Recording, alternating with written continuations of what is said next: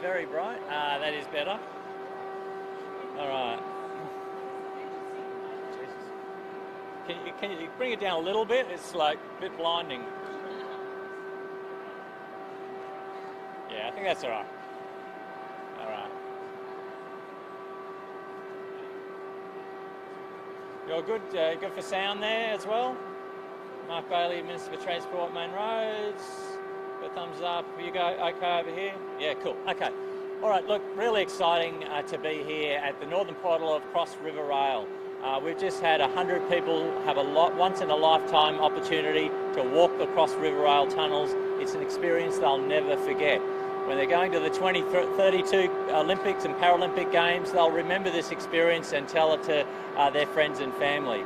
The epic scale of this project is really clear when you see the technology and the tunnels here today. The first genuine underground rail line in Brisbane's history. We're seeing 4 new underground stations. We're seeing 8 upgraded stations. We're seeing 3 new Gold Coast stations as part of this project as well, at Pimpamara, Warrangary and Hope Island. 7,700 jobs. We've got 2,700 workers on Cross River Rail project right now. So this has been a huge fillip to the economy, but importantly, this project is dealing with the growth in southeast Queensland that has been happening and will continue. We've got to have a better public transport network and better service, and having a new underground line that dissects the CBD, that makes the Echo line a full-time line for the first time and the Echo station a full-time station for the first time is really exciting. So look, it was just a beautiful morning. Having lots of discussions with different members of the public today, you could just see the awe in their face at just how this technology fits together. And this little window that we've had, unlike a road tunnel where we can invite lots of people and everyone gets to walk it, with the rail tunnel, there's a short window in between finishing the tunnel and all the rail going in and all the technology. So we've taken advantage of that window here today, and it's just been a joy to see 100 plus people experience something that very few people will ever experience. I'll just hand over now to Bruce Saunders, our Assistant Minister for Train Manufacturing, who has been a huge advocate of this project, and we've got a few other MPs too.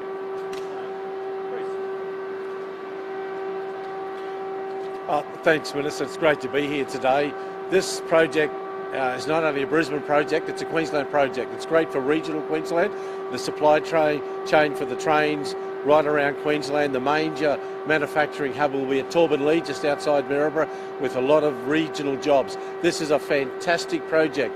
It's good for Brisbane, but it's also good for regional Queensland, creating jobs and keeping our skill base in regional Queensland with the train manufacturing there and right around. And I'm excited to be part of a government that is investing in infrastructure, but it's also investing in jobs and skills in regional Queensland. This is a terrific project. Every time I come down here as a local member, because where we are standing, we are right in the heart of the seat of McConnell. And this is going to be the exit for the train, for the permanent station at the Ekka, which is fantastic, not only for the residents here in Brisbane Central and in McConnell's seat, but also, as Bruce said, for the regional as well. When they visit Brisbane, they want to be able to come down, get around, and we know exactly what this project will deliver, not only when it's completed at that time, but also for the 2032 Olympic Games.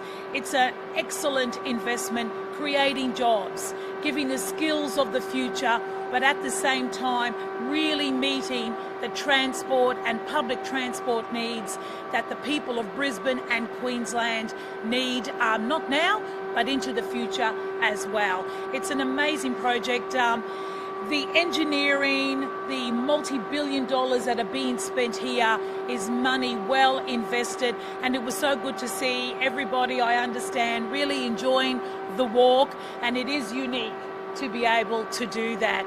And I think, as Bruce said, the regions are going to love coming to Brisbane, no doubt at all, and getting on a train in Cross River Rail. It is extraordinary. We're very proud. We said as a Labor government that we would deliver this project. We're on time, we're on budget, and we're delivering it for all the people of Queensland. I couldn't be prouder to be here this morning. Thank you. Good morning, everybody. It is such a thrill to be here, and I'd like to join with my colleagues in thanking the Minister for an opportunity to come here and check it out. The last time I was here, we were just doing the breakthrough, so to come down and walk through the tunnel and see the progress that's been made is so fantastic. Great for me personally as the State Member for Cooper to check it all out, but really great to be here with our community representatives. So we had students here from the Gap State High School, from my electorate, and other students here from other schools, and we're joined with some other representatives here today, and to walk through and see the work that's been going on is great. I've heard a lot about the fit outs and a lot about the technology that's going on here. To be honest, a lot of that goes over my head, and what I'm excited about is connectivity. The big message that I'm getting is that this will actually connect people up. It will get Brisbane moving.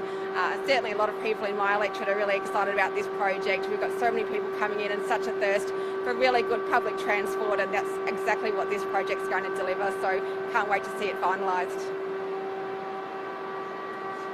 G'day, Bart Mellish, Assistant Minister, the Premier and Member for Aspley. This is fantastic to see the works on today, the Cross River Rail project. I was also very pleased to be able to take a couple of engineering students from a local school in the area down here, and they were just amazed at the work going on and the amount of activity that you can see and how far the project's come. So as a member on the north side of Brisbane, this will be fantastic for people, whether they're getting on Sunshine, Geebung, Zillmere, Castledine or Bald Hill stations. It'll mean quicker trips into the city, a better place station in the city, and a real big boost for public transport right across Brisbane and the southeast. So great to see the works here today, and I can't wait for it to open. Cheers. And we're very proud to have an Olympian and a Paralympian here on the tour this morning, and I'd love to introduce Cedric. Morning. It's really exciting to be walking through this morning and getting to see the construction, where everything is at.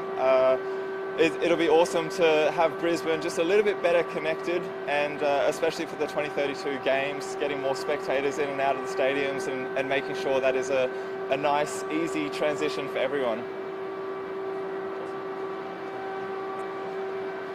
Yeah, it's really great to be here today and to see the start of the tunnel and what they're going to do with it. And yeah, I think it'll be pretty cool to say that we've been here today, and then, you know, once it's all finished, to see how it's evolved. And yeah, I'm looking forward to seeing what it's going to look like. Any questions on Cross River Rail? Yeah, look, we're at the stage now where all the tunnelling is complete.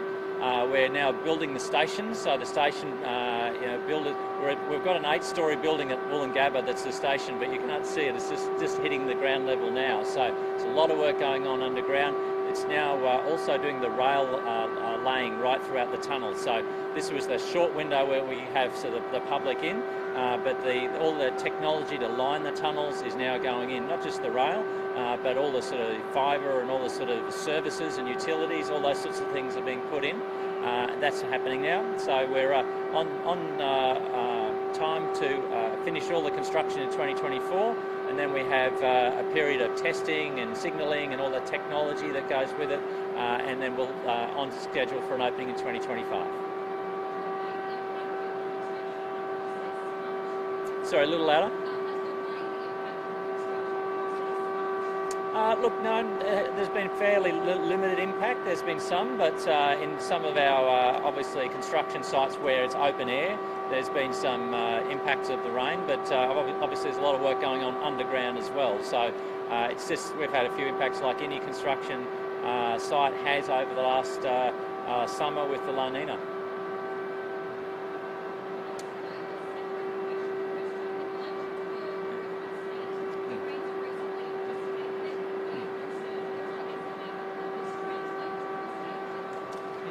Look, this has been a devastating election for the Conservative forces. They've had the worst outcome since 1946. So I welcome the election of an Albanese Labor government. Minister Grace is here, might want to say a few words as well. But look, the seat of Brisbane has been a loss for the government. It's been a very, very close result, and I think Madonna Jarrett has done a wonderful job, and her team on Labor's behalf. It's disappointing, of course, but what we've seen is the government lose the seat and get quite a bad result. Lucas, do you want to say a few words? Yes. Can I just join in saying congratulations to Stephen Bates, and can I also commiserate with Madonna Jarrett? She was a fantastic candidate, and it did come down to the wire. But in 2019, after the federal election then, we were having a state election in 2020, and we ended up increasing our majority. I think that people can tell the difference between state and federal governments. I believe there was a strong protest vote against the Scott Morrison government, but we as a state government are concentrating on delivering for the people of Queensland. Projects like this, what we said we were going to do in areas of education, in areas of transport, in areas of our emergency services and health, we will continue to deliver, and I'm sure that when the election comes around, the good people of Brisbane and Queensland will see the difference. But it has come down to the wire. As I said, congratulations to Stephen, and I wish Madonna all the best. She's not feeling well, and I hope she gets well soon. We have a very strong policy on delivering on our election commitments, and we're doing exactly that. And of course, a good government will always listen, but a good government also delivers. And it's that ability to deliver that Labor does. And I'm so happy for the Billawheeler family. We said that we would look after them, and we have. And they are going home. That is what Labor governments do. We promise, we listen, and we deliver, and we will continue to do that as a strong Labor team that works very well with our Premier, Annastacia Palaszczuk. We never take anything for granted. As a Member of Parliament, the day you take your electorate for granted is a day you deserve not to be around. And I and my team here and our team will never do that. But of course, you work hard every day to deliver, to listen, and to, of course, see what you need to do to ensure that we can better the lives of our constituents and the people of Queensland. And I believe we've been a government that has done that, and we will continue to do it. I mean, look at this project. We've done this alone. This is one of billions of dollars in infrastructure. We won the 2032 Olympic Games. We will deliver one of the best games in history. These are the things that good Labor governments do. We can't wait to work with an Albanese Labor government. It's so good to be able to say that. But one thing for sure, a strong outcome that got rid of Scott Morrison, and I believe that's what the people of Australia wanted to see.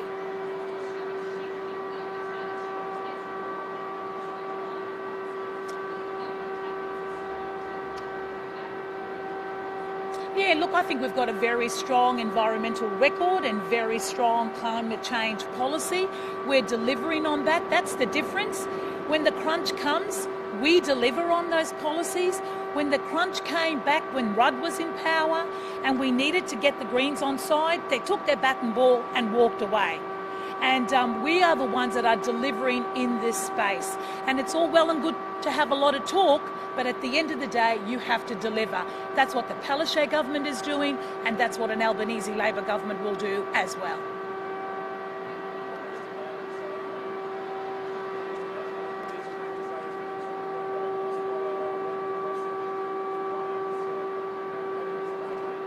Look, this is an embarrassing blunder by an LNP who only cut when they're in power and never build anything. They cut this project, the Cross River Rail project, when they were in power. They are misrepresenting what is a normal process. The preliminary report showed a figure, the detailed business case identified a $399 million figure. It is a normal process of modelling and getting to a final figure. There is no blowout, and this is just LNP nonsense. They're in opposition. They deserve to be in opposition because they cut and they only spin. They don't actually build things like Cross River Rail. Thank you. Thanks everybody. Thank you. We need to get some nice